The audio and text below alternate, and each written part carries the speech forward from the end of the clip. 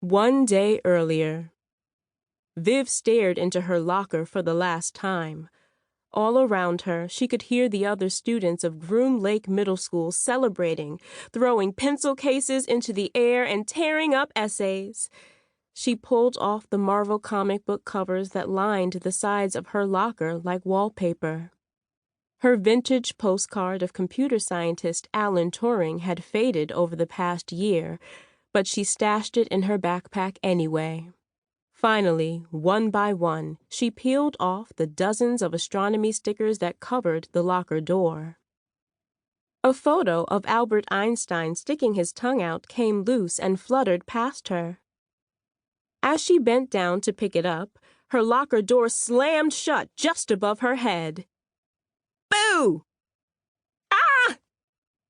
Viv clutched her heart and looked up to see a familiar wave of snowy blonde hair. "Huh?"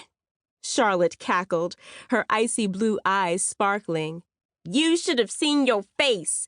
You look like you peed your pants." "Geez, Charlotte, don't scare me like that," Viv shouted. "Wait, did you pee your pants?" "What? No," Viv replied, though she couldn't help her cheeks getting red with embarrassment. Charlotte let out a big snort. It was so loud that other kids in the hallway turned their heads to stare. She had always been a bit of an oddball, and it didn't help that she'd inherited a slight Australian accent from her dad that made her loud voice stand out even more. Nobody at school really appreciated Charlotte's brashness, but to Viv, she was wonderfully weird and awkward in all the right ways. "It's summer vacation, baby! Are you stoked or what?" Charlotte exclaimed. "Oh, yeah, totally," Viv replied, smiling half-heartedly.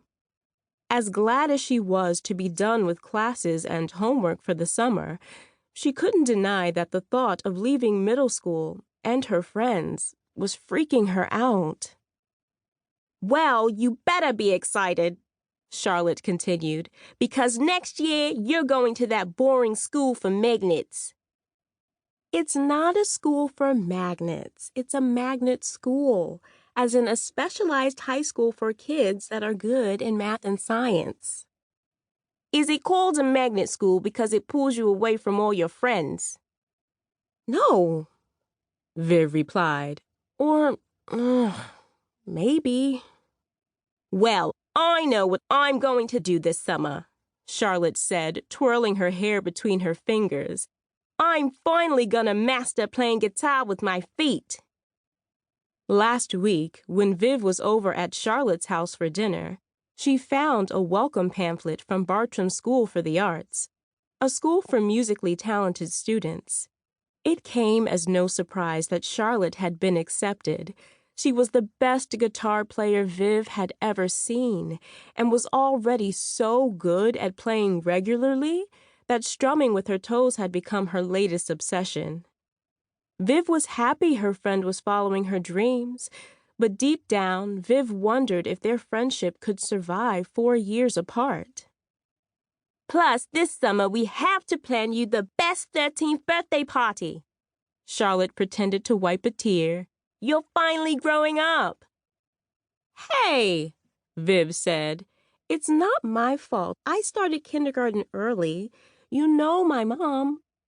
"Stop right there, young man." A high-pitched voice bounced off the metal lockers and clanged in Viv's ears. A screech like that could only be coming from one source: Mrs. Agner, the crotchety old geography teacher. Viv turned toward the commotion, and a disheveled young boy darted toward them in a whirlwind of flailing arms and ill-fitting clothes. "It wasn't me, I swear," the boy cried. "I'm an innocent man. I was framed." Viv quickly sidestepped as the boy brushed past her, sending her curly black hair fluttering. "Get back here this instant!" Mrs. Agner roared after him, clomping down the hallway in her bright green heels.